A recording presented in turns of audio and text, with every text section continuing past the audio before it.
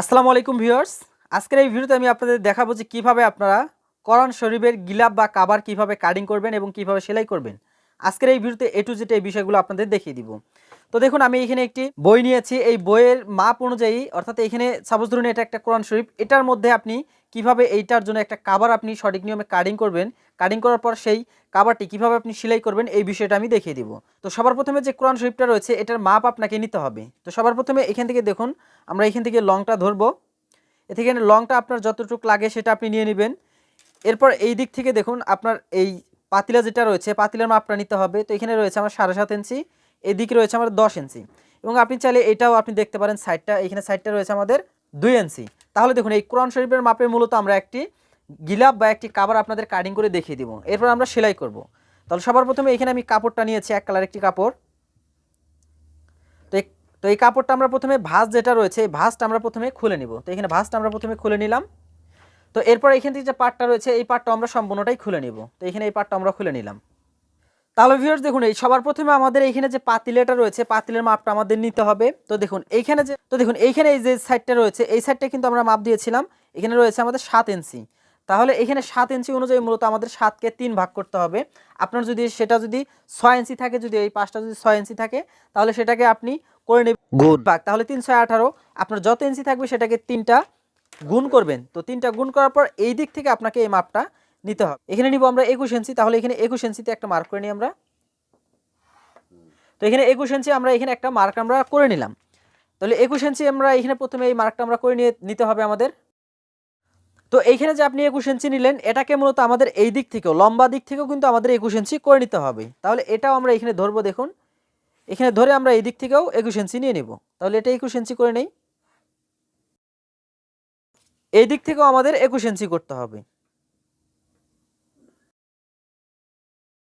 আর এই দিক থেকে দেখুন, এই দিক থেকে কিন্তু মূলত আমাদের 21 ইঞ্চি নিতে হবে। তাহলে দেখুন এখানে যে বিষয়টা দাঁড়াচ্ছে, আমাদের এইখানে যে কাপড়টা আছে এই কাপড়টাকে মূলত আমাদের স্কোয়ার করে নিতে হবে। আপনার পাতিলা পাশে যে মানে যতটা থাকবে সেটাকে জাস্ট আপনি 3টা গুণ করবেন। 3টা গুণ করে এই কাপড়টাকে স্কোয়ার করে নেবেন। তাহলে স্কোয়ার করার পর এটা আমরা এখানে মার্ক করে নেব।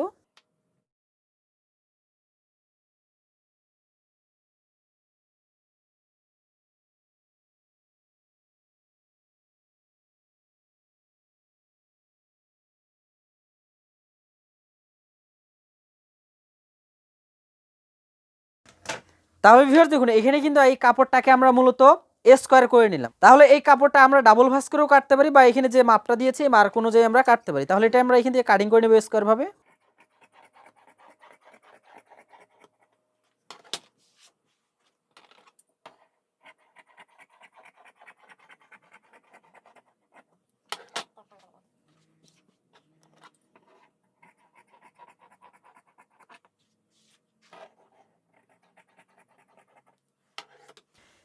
তাহলে ভিউয়ার্স দেখুন, আমরা কিন্তু এখানে কাপড়টা খুব সুন্দরভাবে কিন্তু কাটিং করে নিলাম। এখন আমরা যেটা সেলাই করব, এখানে সেলাই করার সময় আমাদের কিন্তু এখানে আর কোনো পার্ট নেওয়ার প্রয়োজন নেই।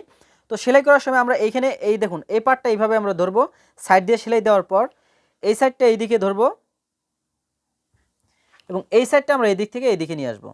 তাহলে দেখুন এই সাইড দিয়ে কিন্তু মূলত আমাদের সেলাইটা পড়বে, এবং এইটা হবে আমাদের ঢাকনা। তাহলে এই ঢাকনা কিন্তু আমাদের এই দিক দিয়ে থাকবে। তাহলে দেখুন আমরা কিন্তু খুব সুন্দরভাবে এখানে কিন্তু আমাদের যে কাভারটা রয়েছে কাভারটা কিন্তু আমরা খুব সুন্দরভাবে কিন্তু এখানে তৈরি করে নিতে পারলাম। তো এইখানে আমাদের যে সাইড দিয়ে দেখতেছেন এখানে যে আমাদের হাইটে রয়েছে, এই জন্য আমাদের সাইড দিয়ে কাভারটা আছে। এটা যখন আমরা এটা প্রবেশ করাবো তখন কিন্তু আমাদের এটা অ্যাডজাস্ট হয়ে যাবে। তাহলে আপনি কিন্তু খুব সুন্দরভাবে এই পার্টটা কিন্তু এখানে কাটিং করতে পারবেন। তাহলে চলুন এটা কিভাবে সেলাই করবেন এই সেলাইটা আমরা দেখে নিই। তো সম্মানিত ভিউয়ার্স, এখন আমি আপনাদের এই গ্লাভটি এখন সেলাই করে দেখিয়ে দিব। তো দেখুন এখানে সর্বপ্রথম আমরা পার্টটা নিয়েছি। তো এখানে পার্টটা নেওয়ার পর আমরা এই দুই সাইডে শুধুমাত্র আমরা দুই সাইডে এইরকম করে দুইটা ভাঙা দিব। আমরা ভাঙা দিয়ে এখানে এই মাথায় একটা এবং নিচের দিকে একটা আমরা সেলাই ইউজ করবো, অর্থাৎ এখানে দুইটা সেলাই আমাদের দিতে হবে। তো এখানে আমরা একটা ভাঙা দিব, ভাঙা দিয়ে এইখানে আমরা যে কাজটা করবো, আমি এই গ্লাভটির জন্য যে আমাদের যে ফিতাটি আপনারা দেখেছেন এই ফিতা এইরকমভাবে আপনারা তৈরি করে নিয়ে নেবেন।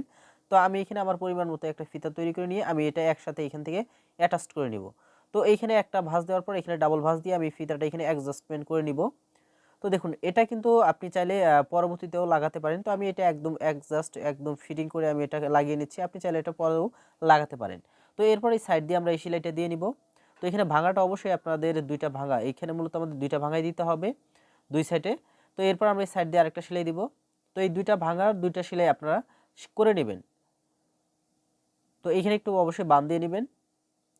তো দেখুন এখানে আমরা দুইটা সাইডে শুধুমাত্র দুইটা সেলাই আমরা করে নিয়ে নিলাম এবং সেই সাথে আমাদের যে ফিতাটি রয়েছে ফিতাটি আমরা অ্যাডজাস্টমেন্ট করে নিয়ে নিয়েছি। আপনি চাইলে এটা পরেও লাগাতে পারেন। তো এরপর আমাদের যে কাজটা করতে হবে, এখানে মিডিল বরাবর আমাদের এটাকে ভাঁজ করতে হবে। তো এখানে মিডিলে আমরা একটা ভাঁজ করব। তো মিডিলে ভাঁজ করার পর দেখুন এখানে যে সামনের সাইডটা রয়েছে, সামনের সাইডে আমরা কিছু পরিমাণ কাপড় আমরা একটু ব্যালেন্স রাখবো। তো এখানে যে আমরা ভাঙাটা দিয়েছি, এই ভাঙা পরিমাণ আমরা কাপড়ের এই সাইডে আমরা ব্যালেন্স রাখবো। রাখার পর এটা এখান থেকে আমরা সেলাই দিয়ে নেব। তো এখান থেকে আমরা এটা একটা সেলাই দিয়ে দিচ্ছি। তো এরপর আমরা জাস্ট আরেকটা সেলাই দিলেই কিন্তু আমাদের যে গিলাপটি রয়েছে সেটি কিন্তু আমাদের সেলাই করা কিন্তু কমপ্লিট হয়ে যাবে। তো এরপর আমরা যে কাজটা করব, এটা দেখুন এইখান থেকে আমরা মিডিলে আরেকটা এইভাবে ভাঙা দিব। ধরার পর এখানে যে এক্সট্রা যে আমি কাপড়টা রেখেছিলাম, এই এক্সট্রা কাপড়টাকে আমাদের মিলিয়ে সেলাই করে নিতে হবে। তো দেখুন ফাইনাল সেলাইটা জাস্ট আমরা দিয়ে নিচ্ছি। তো একদম সহজ, একদম পানির মতো সহজ নিয়মে কিন্তু আপনারা এটা অর্থাৎ পবিত্র কোরআন শরীফের যে গিলাপ রয়েছে বা যে কাভারটা রয়েছে সেগুলো কিন্তু আপনারা সেলাই করে নিতে পারবেন। তো এই সেলাইটা অবশ্যই আপনাদের খুব সোজা করে দিতে হবে, খুব সুন্দরভাবে দিতে হবে, তাহলে কিন্তু দেখতেও এটা কিন্তু সুন্দর হবে। তো এরপর যদি আমি এখন এটাকে যদি এখন আপনাদের সোজা করে দেখাই তাহলে আপনি বুঝতে পারবেন। তো দেখুন এটা হচ্ছে আমাদের উল্টো শার্ট। তো এখানে এক্সট্রা যে সুতোগুলো রয়েছে সেগুলো আপনি কেটে নেবেন।